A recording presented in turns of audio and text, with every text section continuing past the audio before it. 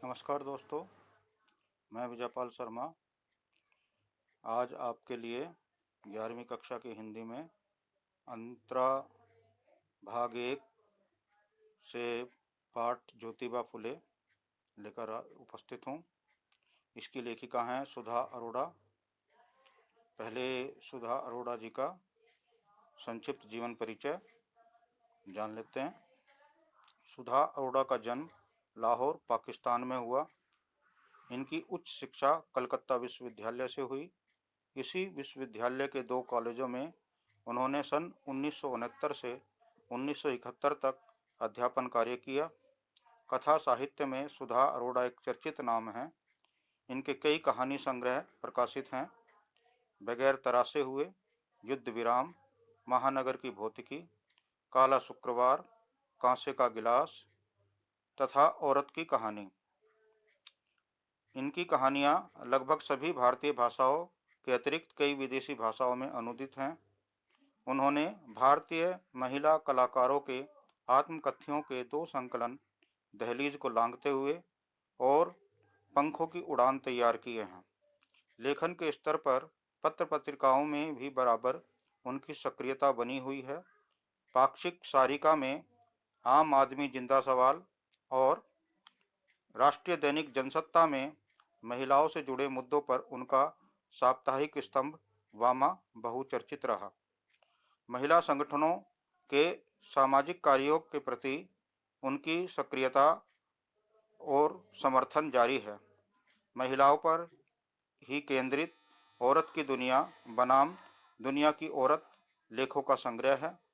उत्तर प्रदेश हिंदी संस्थान द्वारा उन्हें विशेष पुरस्कार से सम्मानित किया गया। सुधा अरोड़ा मूलतः कथाकार हैं। उनके यहाँ स्त्री विमर्श का रूप आक्रामक न होकर सहज और संयत है। सामाजिक और मानवीय सरोकारों को वे रोचक ढंग से विश्लेषित करती हैं। पाठ्य पुस्तक में संकलित ज्योतिबा फुले की जीवनी में लेखिका ने ज्योतिबा फुले और उनकी पत्नी द्वारा समाज में किए शिक्षा और सुधार संबंधी कार्यों का महत्व बताया है। सामाजिक और धार्मिक रूढ़ियों का विरोध कर उन्होंने दलितों, शोषितों और स्त्रियों के समानता की हक की लड़ाई लड़ी। इसके कारण समाज का व्यापक विरोध भी उन्हें झेलना पड़ा।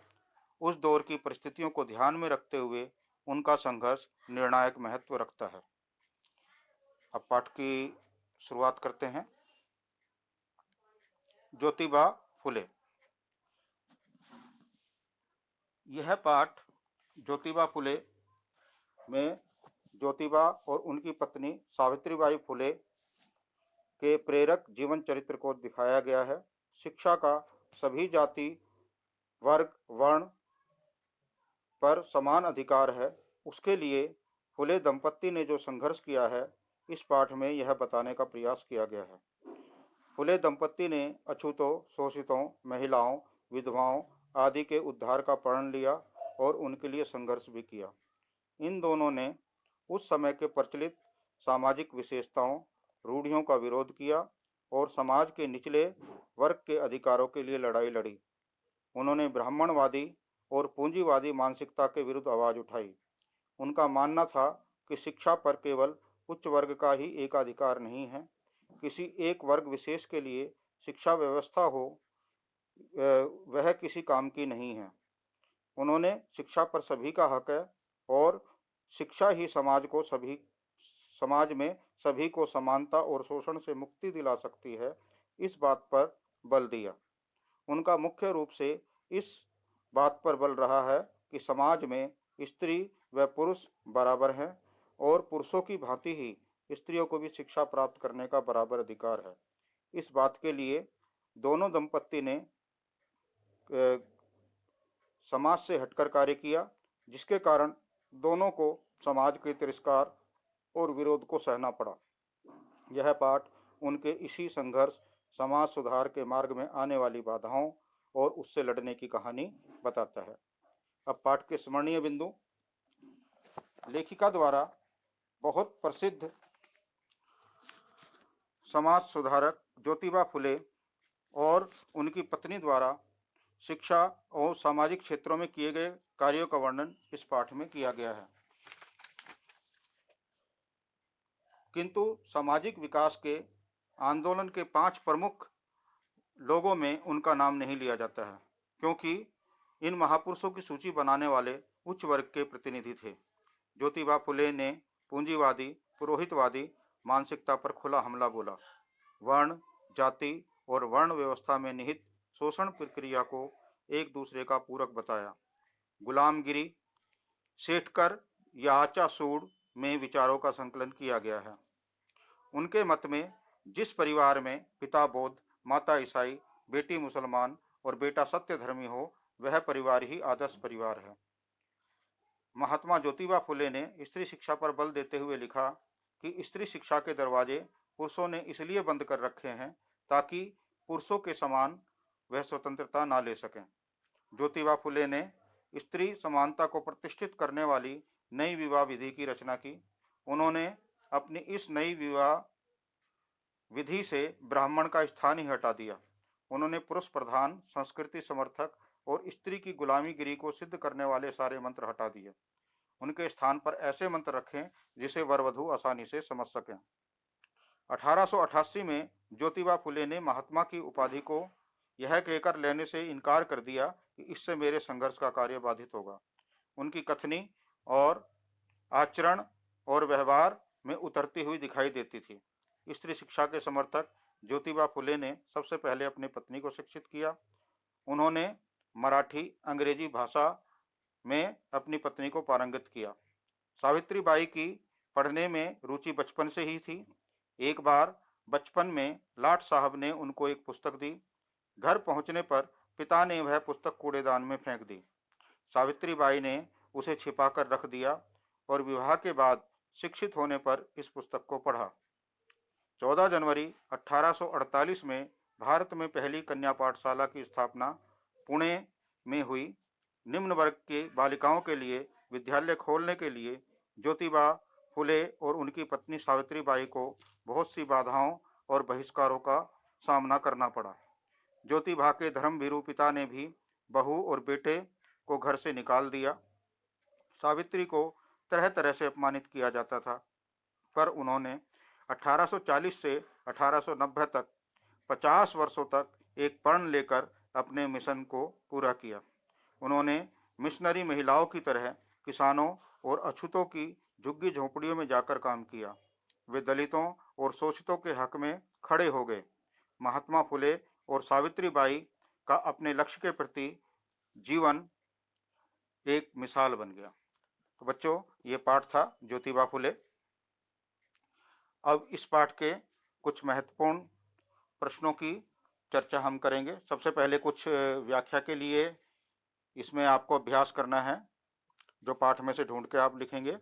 सबसे पहला है भारत के सामाजिक, और इसके पैराग्राफ की अंतिम पंक्ति है समर्थक नहीं थे। दूसरा पैरा जिसकी आपकी सप्रसंग व्याख्या आपको करनी है राजसत्ता और ब्राह्मण, और उसके बाद में अंतिम पंक्ति है आंदोलन करना चाहिए। तीसरा सप्रसंग व्याख्या के लिए पैरा है आज के प्रतिस्पर्धात्मक, और इसकी अंतिम पंक्ति है मिसाल बनकर चमकता है। और अंतिम पैरा है सच का सवेरा, और लास्ट में है भूदेव शर्मा गया। तो इसमें आप बताएंगे कि जब लोगों के सामने से अज्ञान का पर्दा हटा तो लोगों को सच्चाई का पता चला, तथा समाज में जिन्हें सबसे निम्न वर्ग में गिना जाता था, शूद्रों के बालक और बालिकाएं भी शिक्षा प्राप्त करने लगे। वे भी वेद पढ़ने और समझने लगे, तो ब्राह्मणवाद खत्म हो गया और ज्ञान का प्रकाश धरा के चहुं ओर बिखरने लगा, तो ब्राह्मणों को अपने कृत्यों पर शर्म आने लगी।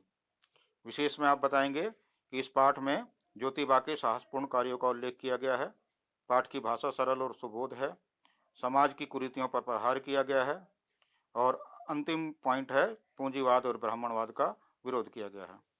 अब इस पाठ के कुछ महत्वपूर्ण प्रश्न आप देखेंगे कि ज्योतिबा फुले का नाम समाज सुधारकों की सूची में शुमार क्यों नहीं किया गया, तर्क सहित उत्तर दीजिए।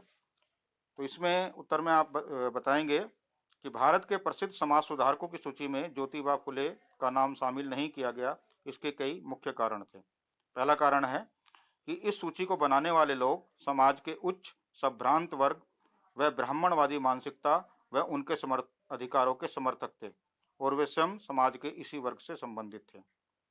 दूसरा कारण है कि वे नहीं चाहते थे कि ज्योतिबा फुले के क्रांतिकारी मानवतावादी विचार आम जनता तक पहुंचे, क्योंकि यदि आम जनता पर इन विचारों से आम जनता प्रभावित हो गई तो समाज के निम्न वर्ग पर से उनका वर्चस्व यानी ब्राह्मणवादी समाज, पूंजीवादी और संभ्रांत वर्गों का वर्चस्व यानी उनका प्रभुत्व जो है, उनकी सत्ता समाप्त हो जाएगी। तीसरा कारण है कि ज्योतिबा फुले की शिक्षा नीति, जिसमें वो बताते हैं कि शिक्षा पर किसी का एकाधिकार नहीं है, दलित वर्ग, शोषित व निम्न वर्ग को भी पढ़ने का अधिकार है। साथ ही स्त्री स्वतंत्रता, समानता व शिक्षा, उनके बराबर अधिकार की बात करते हैं। यदि शिक्षा पर समाज में ये परिवर्तन हुए तो समाज में उच्च वर्ग, ब्राह्मणवादी सोच, वर्चस्व पर प्रहार होगा। अतः यह शिक्षा नीति समाज के उच्च वर्ग के खिलाफ थी। इसलिए ज्योतिबा फुले का नाम समाज सुधारकों की सूची में नहीं रखा गया। तो यह महत्वपूर्ण प्रश्न था बच्चों। एक और महत्वपूर्ण प्रश्न की चर्चा हम कर रहे हैं कि ज्योतिबा फुले और सावित्री कैसे एक और एक मिलकर 11 हो गए। इसके उत्तर में आप बताएंगे कि ज्योतिबा और सावित्री बाई ने आपस में मिलकर और पूरा सहयोग कर कर स्त्री शिक्षा के मिशन को पूरा किया।